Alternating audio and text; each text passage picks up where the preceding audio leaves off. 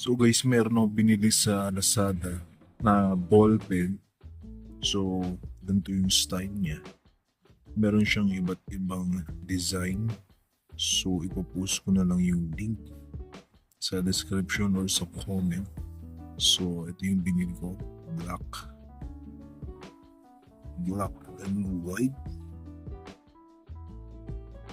Ayan siya. So, ito yung dulo.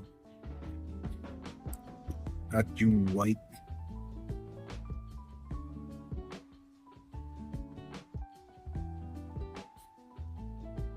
Ayan siya. So, malaki-laki rin. So, mabigat din siya ng konti. So, para yan. Ayan siya binubuksan. Pero, may kikita niyo doon. Meron ba siyang binubuksan doon? So, yeah. Ito yung pansulat niya. So, ano siya? Okay.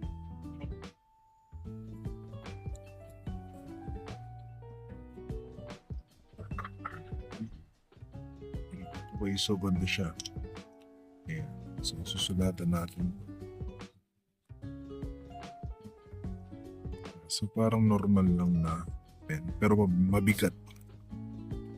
Hindi siya typical na pen na ano. Kasi, bigat to. Parang bakal to eh. So, yun siya. Kasasara. Tapos, kaso, ang pangit dito is pagka sobrang higpit naman, bis na bubukas siya, may ida siyang ganun. So, yun. So, kailangan mo nang pisilin to. Tapos, yan, nawakan to. Yan, ikutin. Yan, dun pa lang siya. So, maganda higpitan yun ito. Okay. That's it.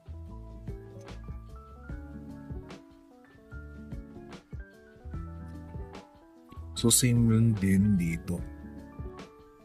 Okay. Same siya. Yan. Same.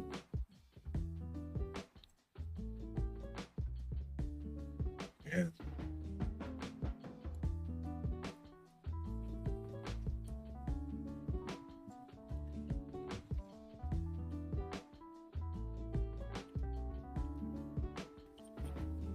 Pero kapag ka naubusan na kayong tinta, pwede rin kayo mag-order ng ganito. Ayan. So, mandali lang siya i-replace. Magutin nyo lang yun. Tapos yun na siya. Then, for sa design, pwede kayong bumili ng ganito. So, pagka dumating sa inyo to, magkaiwalay yan. 4 na pieces. Sa dito, dito, dito, dito. So, ang gagawin nyo muna, ilalagay nyo muna tong dalawa dito. Tapos, ito siya. Yan. Tapos ilalagay nyo muna sa isang side. Tapos hatakin nyo. Pababa nyo. Tapos yun. So, yun na siya. So, pang-una mahirap siya. So, ang labas niya is